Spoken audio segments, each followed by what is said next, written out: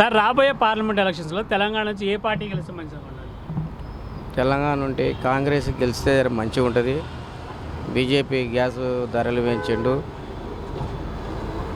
అన్ని ధరలు కూడా పెంచిండు బీజేపీ. కాంగ్రెస్ ఉన్నాగా ధరలు తగ్గినాయి, ప్రతి ఒక్క దానికి కూడా పెంచి పారదింగింది. ఇది బీజేపీ టీఆర్ఎస్. తెలంగాణ వచ్చిందంటే ఉదయాలు వస్తామని అందరూ అనుకున్నారు. భవిష్యత్తులో కూడా ఏది రాలేదు. 12, 13, 15 చదివిన వాళ్ళకు కూడా ఉద్యోగాలు లేక వాళ్ళు చాలా అవసరాలు పడుతున్నారు అంతే. ఇది ఒకటి తెలంగాణకు గురించి కాంగ్రెస్ వచ్చిందంటే జరేదో వాళ్ళు మంచి చేస్తారు అన్నట్టు, అది నేషనల్ పార్టీ, అది జర మంచిగా ఉంటుంది అన్నట్టు అంతే, ఏం లేదు. కాంగ్రెస్ పార్లమెంట్ ఎలక్షన్స్లో ఇప్పుడు పోటీ పడుతున్న పార్టీలు ఉన్నాయి కదా, బీఆర్ఎస్ కూడా ఉంది తెలంగాణ నుంచి. బీఆర్ఎస్ పార్టీ ఎందుకు గెలవదు అనుకున్నారు? బీఆర్ఎస్ పార్టీ అది గెలవదు. అది ఇప్పుడు ఇక్కడ మంచి చేసినుంటే మళ్ళీ టీఆర్ఎస్ వచ్చు, మంచి చేయడానికి అది రాదు. ఏడొస్తే చెప్పాడు రానికే, అది చాలా రావాలన్నా కూడా కష్టం. అది అది సామాన్యంగా రాదు. అంటే మొత్తానికి ఏ పార్టీ గెలిచింది అంటారు? అంటే కాంగ్రెస్ గెలుస్తుంది.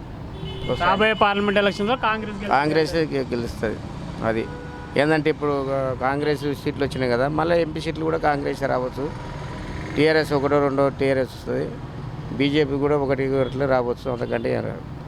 అంటే ఇప్పుడు కాంగ్రెస్ పార్టీ మీద ఆటో వాళ్ళకు ఉన్న వ్యతిరేకత పార్లమెంట్ ఎలక్షన్స్లో ఏమైనా ప్రభావం చూపిద్ది అంటారు? ఆటోలో ఇప్పుడు బస్సు పిరియడ్ ఇచ్చారు కదా, ఆటోలో చాలా 12,000, 10,000 జీతాలు ఉన్న వాళ్ళకు చాలా మేలు ఉంది. ఎవరికి ఆడి వాళ్ళకు, కూలినాళ్ళు వేసుకుంటే వాళ్ళకు అందరికీ మంచి ప్రయత్నం ఈ బస్సు ఫ్రీ అంటే అందు గురించి.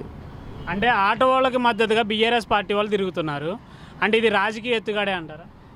ఇది చాలా రాజకీయ ఎత్తుగా. ఇది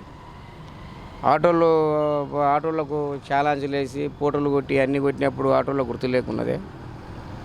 ఇది దురదృష్టకరం కదా. అవి ఆటోలకు వీళ్ళు టీఆర్ఎస్ వాళ్ళు ఇట్లా చేసేది. అది చాలా ఆటోలు ఇంకో ఏర పని చేసుకొని బతకలేరా? సామాన్య బతుకులు బతలేరు, అందరు కూలినాలు వేసుకొని బతలేరు. ఆటోని జీవించుకుంటారా?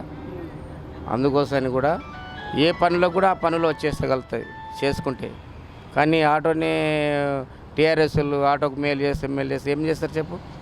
అప్పుడు జగన్ ఆటోకు 12,000 ఇచ్చిన ఆంధ్రాలో, అప్పుడు అప్పుడు జగన్ పార్టీలో. ఇప్పుడు అప్పుడు టీఆర్ఎస్ వాళ్ళు ఇవ్వలేదు కదా. ఇప్పుడు అది పద్ధతి కాదు. ఏంటంటే గవర్నమెంట్ ఏంటంటే ఆడి వాళ్ళకు ఏంటంటే ఎక్కడికన్నా పోవాలంటే సైకిల్ మంచిగా ఉంది ఫ్రీ అన్నట్టు. మొగోళ్ళు ఇవ్వాలంటే ధరించి ఇవ్వలేరు, పైసలు ఆడవాళ్ళకి ఇవ్వాలంటే ఇవ్వలేరు. అందుకోసానికి వాళ్ళ వృత్తి అన్నట్టు ఏదో ఓట్లేసి గెలిపించుకున్నారు కాంగ్రెస్ ప్రభుత్వాన్ని.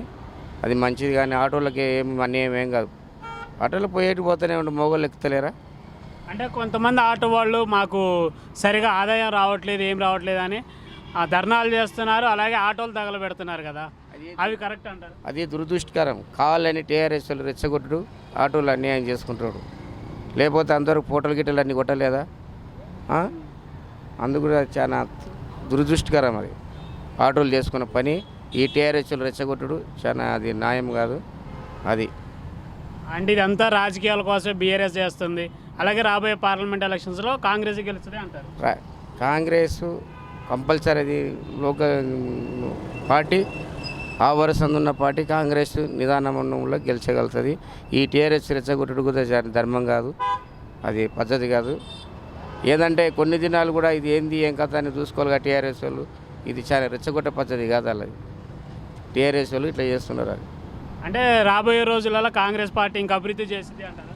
కాంగ్రెస్ పార్టీ ఇంకేదంటే జనం మేలు చేస్తే మంచిగా ఉంటుంది, బాగుంటుంది అన్నట్టు వాళ్ళు ముందుకు పోతున్నారు అన్నమాట. అది